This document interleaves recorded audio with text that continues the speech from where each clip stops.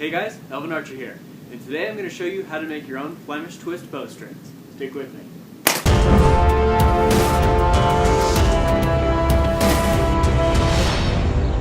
So it honestly surprises me that more people don't make their own strings. I mean, they're super easy, and the materials you need are easy to get and very cheap. All you're really going to need is the Dacron and maybe a little bit of wax. It's helpful to have a tape measure and maybe some clips, but that's all you actually need. And as for how difficult they are to make, if you've ever made reverse wrapped cordage, then this is going to be a breeze. Now, your first step is going to be preparing the lengths of Dacron cordage, which, as you can see, I've already done here. I wasn't planning to make a video about this, but my greed for all that sweet ad revenue that this video is going to... Oh, wait. Never mind.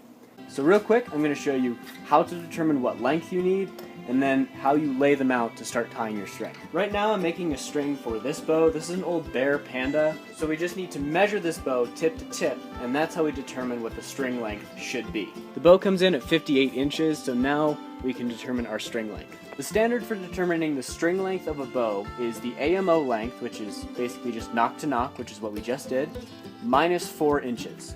And as we can see, this string comes to 54 inches, which 58 minus 4. It doesn't work perfectly on every type of bow, so you're probably going to have to experiment a little bit with what length to have. So we can now get started cutting our Dacron to length. A lot of people's first reaction would be, okay, so I need a 58-inch string, I'm going to cut it at 58 inches. Don't do that, because you're going to lose length both to the twisting and to the forming of the loop.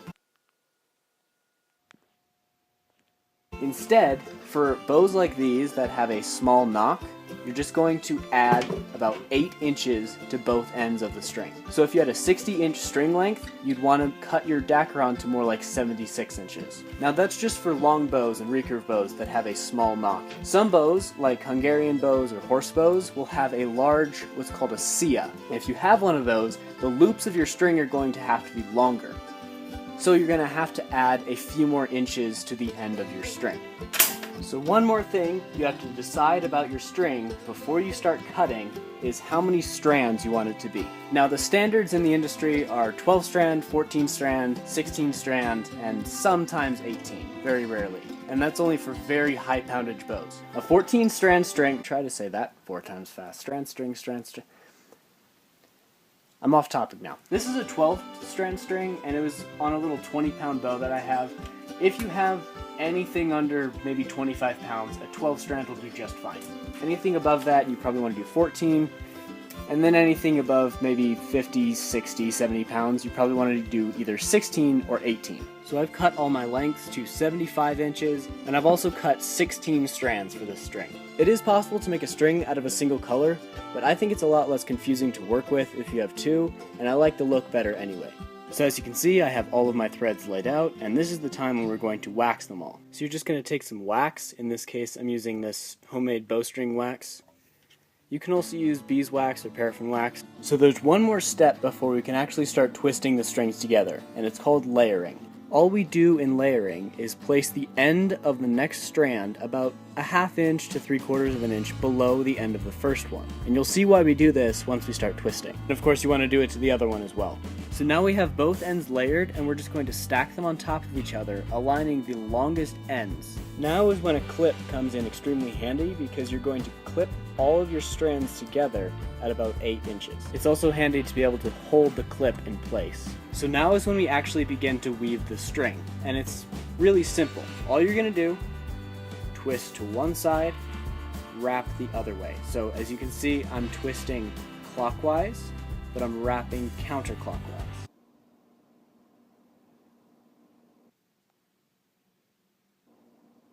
I'm just going to do this until I have it about 2 inches long, and that should be roughly the size of my loop. If you're making a string for a horse bow, like I mentioned earlier, the loops are larger, so just continue this a little bit longer.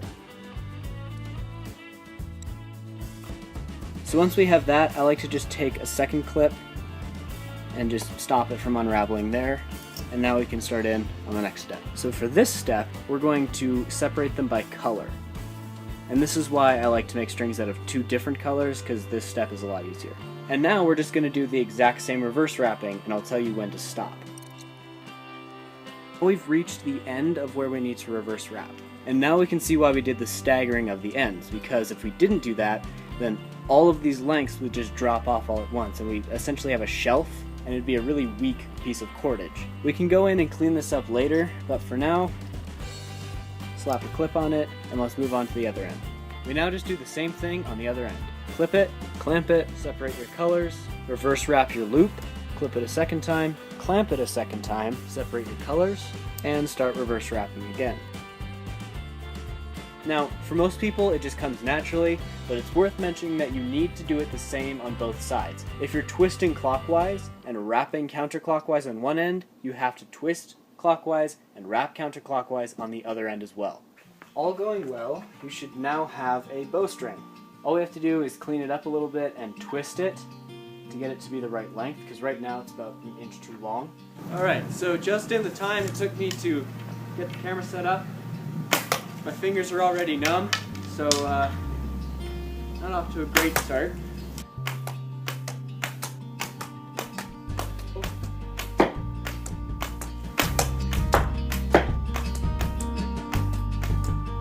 I did film this earlier, twice, and the camera just gave up and died, so not too happy to be doing this again.